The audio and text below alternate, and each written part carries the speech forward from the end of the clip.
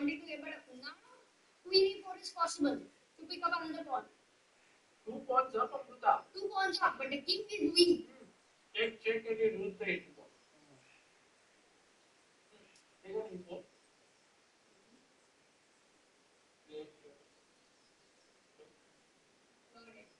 And then you win the e4. Okay, then this is not much. Oh my god. Diaz manages to hold the world champion Mukesh. Insane. Because this one wasn't easy. At a few moments it wasn't very easy, but also for the attack it wasn't very easy. I think the move knight h4 when Mukesh found, I thought that this will be his seed, but not sure. In the meantime, a very quick look, but because Mukesh is thinking he'll keep the same camera. Right, is clearly better with this will go on for a long time. We'll come and go deep dive into it. There are 6 more moves left, guys, with Mukesh having 2 minutes, Diaz having 42 seconds. This is the moment when we stick here. And this is the moment when we say like, hey, we don't understand why the engine is giving it close to equality when actually Mukesh had an extra pawn. The reason for it is perhaps that this pawn is a bit weak, the white king is a bit exposed, and we have the opposite colored bishops in h3 just to solidify the structure. Very good move by Mukesh. White king, you feel is a bit weak or poor weak? It's a bit weak because of the thing is black pieces are not in the game. So even if you like, for example, take, if you could get your queen in somewhere here, I would be a bit scared, but it's quite far off. Bishop e5, knight e6. That knight is a little bit of an annoying creature over here. Look at Diaz's time, he's down 10 seconds, 9, full 8. speed. He takes on c4, knight c4, and now careful about this possibility. I think you must play knight f7. Oh, did you see how he likes the score sheet? It takes a lot of time, yeah? No, he completely goes into it.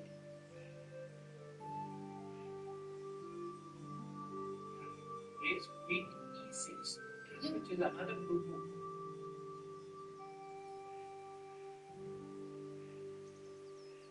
And he gets up from the chair, Amruta, when he has 36, he has to make 4 more moves. It's not like he did 40 moves. I think in general, Diaz many times does this. He gets up from the chair just so that he can, relax himself. Because sometimes it's also like pressure is getting to him. Absolutely.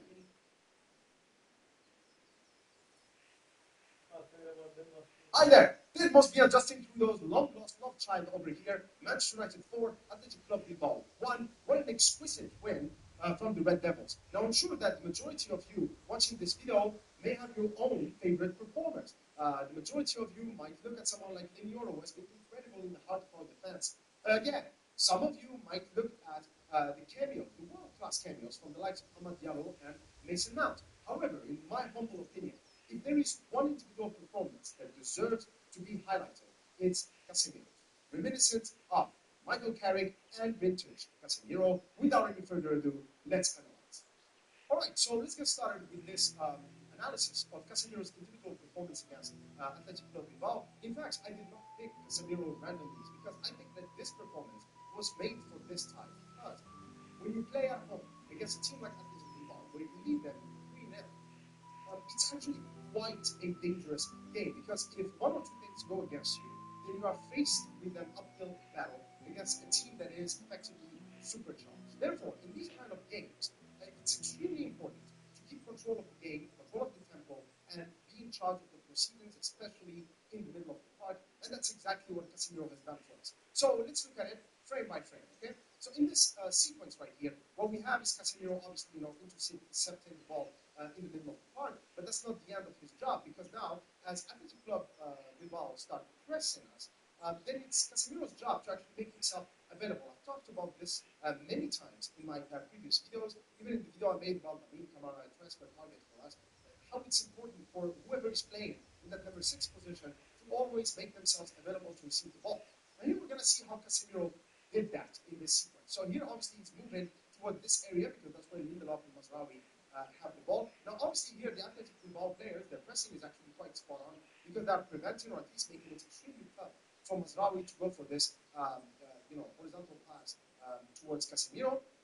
But it doesn't matter because Casemiro still insists on making himself available, and then finally he can receive it from Lindelof. But that's not the end of it because Casemiro is a samba boy from Brazil, and he does this beautiful back heel right here. It's just this touch of flair. He just leaves whoever is marking him in the middle absolutely no chance to make life difficult for Casemiro, and that's the kind of clever and technical play that we were really lacking in midfield for many years in Manchester United. So here he's able to pass the ball to Bruno Fernandes, who does what Mr. Hollywood Pass does, which is go with the ball forward. But that's not the end of the Casemiro show. Same situation again.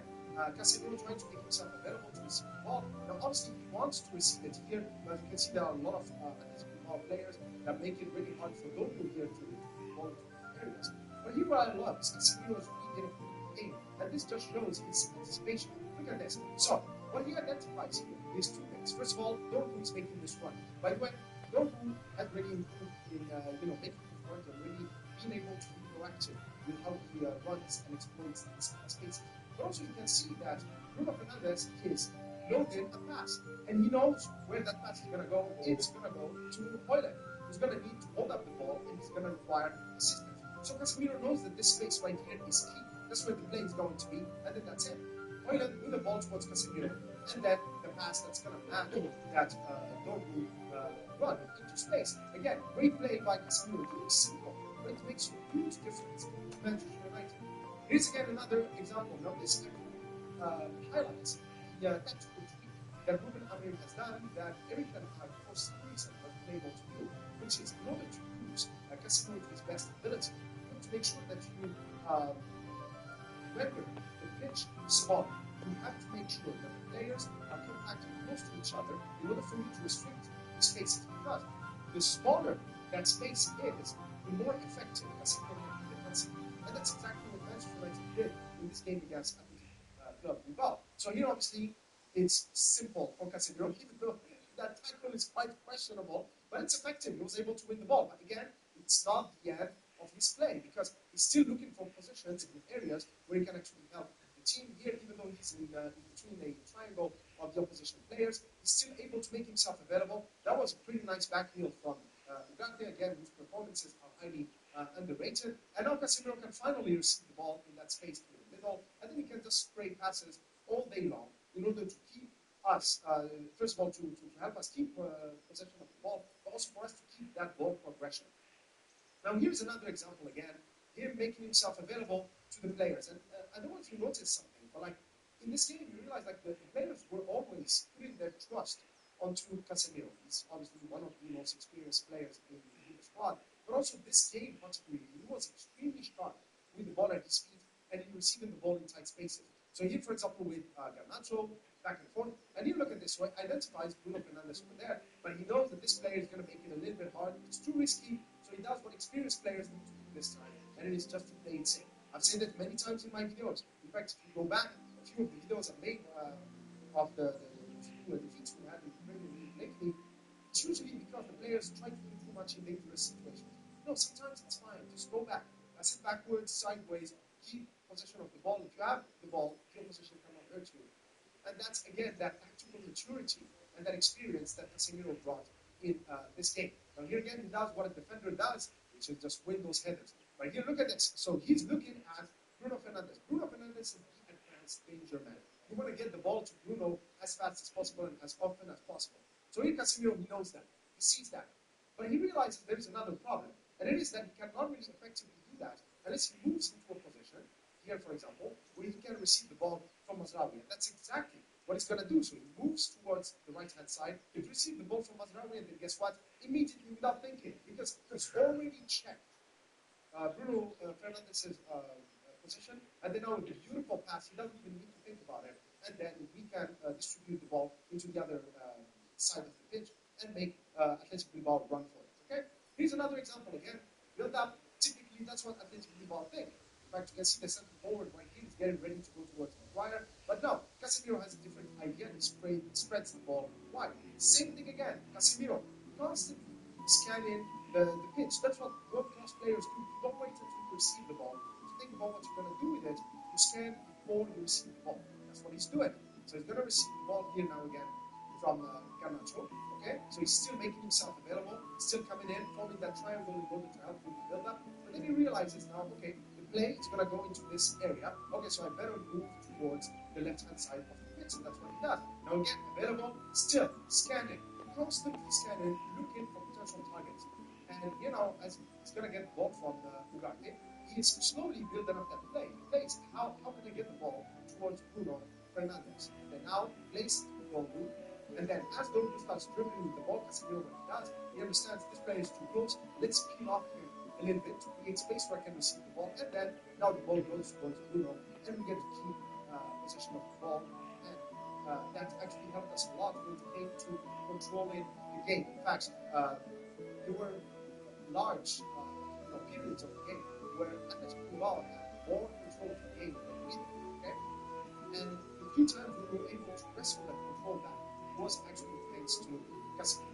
And now Casemiro, of course, contributed not only to running playmaker types of plays, but also with sheer defensive capabilities. For example, here, I mean, this tackle is just an insane, amazing tackle, able to win the ball, and then now can just pass it to the forward areas so that they can go and express themselves in an attacking sense. Same thing here. I mean, in this situation, we were quite in a dangerous situation with 7 players behind the ball. If this player went beyond Casemiro, who would have been in trouble? But no, what Casemiro does, then he goes in and he wins the ball. Now this is extremely important not only because he provided that shield, but also, I don't know if the keen-eyed among you noticed it, but Bruno Fernandes is going to dribble with the ball and get a free kick here, which is actually the free kick that Casemiro scored from. Okay, so his tackle was also a way for us to create chances. So let's talk about that goal, because one thing about Casemiro that is extremely underrated is how he moves in the box. He actually moves like a center forward, like a striker. Because here, look at this. So 6 Athletic Club Bilbao in a line. This reminds me of a rugby throw-in, and then 4 Manchester United players ahead of him, or ahead of them. They look like they're offside. And then Casemiro just casually just standing a little bit off of the wall, let's call it, okay? But if you pay attention here, the key area where there is a key weakness for Athletic Bilbao is actually this near post area right here. And Casemiro does something that I've seen him do a lot of times in set pieces for Manchester United, is that he just waits for the ball to be played before he makes the move, and usually reacts much faster than anybody else. And here what he does is, there you go, and just goes into that near post area where nobody is sharp enough to catch that one, and then that's a beautiful lob header. And of course, that was like literally his last touch, because right after that, he was asked to come up. Great celebration with Luke Shaw, and a beautiful standing ovation. No player who's more deserving of this standing ovation than Casemiro. But again, this, oh my God, that high five and that hug with Luke. I think now it's fair to say that Casemiro is definitely one of our key players. And if he has a game as good as this one against Spurs in the final, I think we're going to win the Europa League. The main reason why I appreciate Casemiro is not only because of his ability and skills on the pitch, but also because of the transformation he has undertaken over the past 2 years. I don't know if you guys remember, but a year and a half or so ago, Casemiro was plump. He was curvy. He was bloated. Okay, he was lethargic. He was slow. I don't know if you guys remember 2 years ago, the first game against Liverpool. I mean, that game just flew past him. Okay, so he was way off the pace. And many people, including myself, I mean, that's it. That's goodbye, Casemiro, okay? But he didn't give up. I don't know what kind of conversation he's had with Ruben Amorim, but now he looks like a physical beast. He looks like he's enjoying his football. He looks absolutely driven, absolutely determined to ensure that he remains a key player for a top club like Manchester United.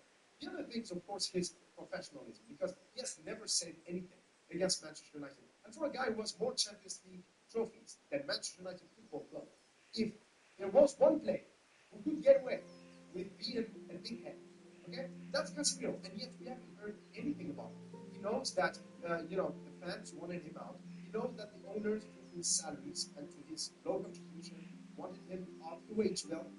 He knows that Eric Ten Hag, probably Ruben Amorim as well, want more legs in midfield, more athleticism. more you, etc. And yet he never said anything. He just worked hard, tried to get back his stamina, his strength, his athleticism, and focused on his football. And you gotta respect that. You gotta respect that. Now, where does this leave us next year? I still think that we need at least one more midfielder with deep-line playmaking abilities. Christian Eriksen is on his way out. But now consider what he's providing us with more options, because the performance that he's just given against Bilbao, it's as if you watched my Lamine Camara video and he was like, you want a deep-line playmaker? I'm going to give you a deep-line playmaker, Mr. Scarlett. Because that's what he did. This was an amazing, a masterclass in deep-line playmaking. That was great stuff. But I still think that we also need another young midfielder. We cannot just have one midfielder in the squad who can do that. But this game against Bilbao is absolutely evident that Casemiro is capable of being that player for us next year. So what do you guys think about Casemiro's performance against Bilbao? Please let me know in the comment section below. Until next time, cheers.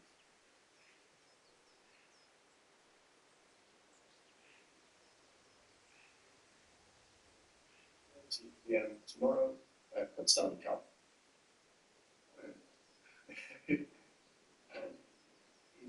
Very mentioned that the team has weaknesses, and after we go to the review, you said it's sort of lacking some characteristics.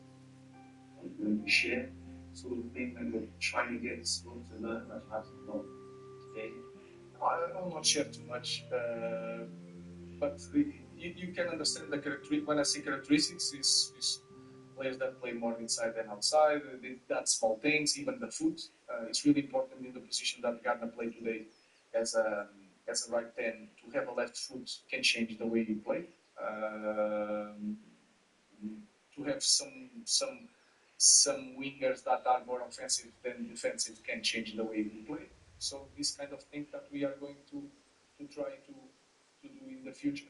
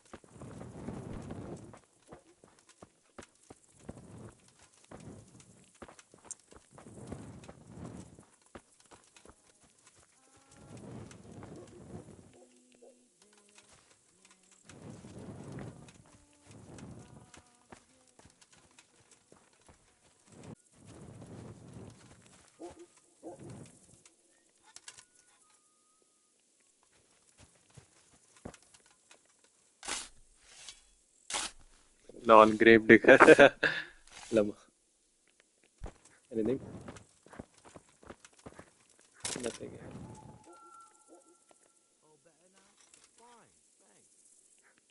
Did I already have one?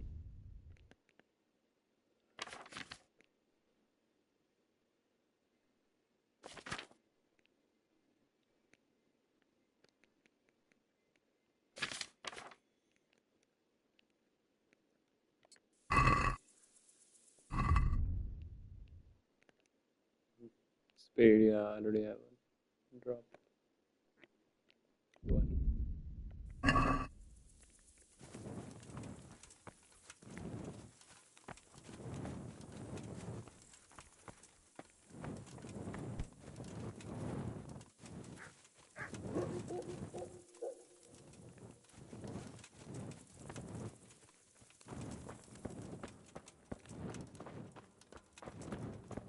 What do you want? You've no business here.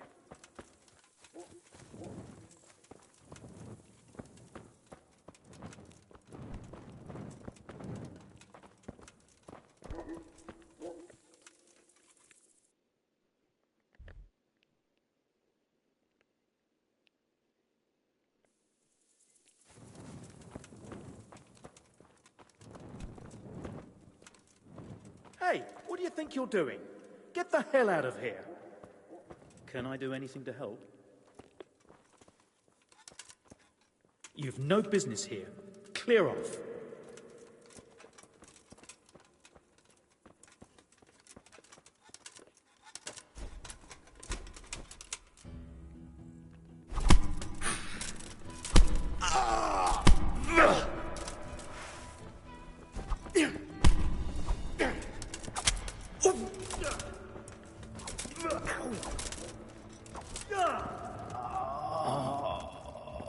Oh, dear God.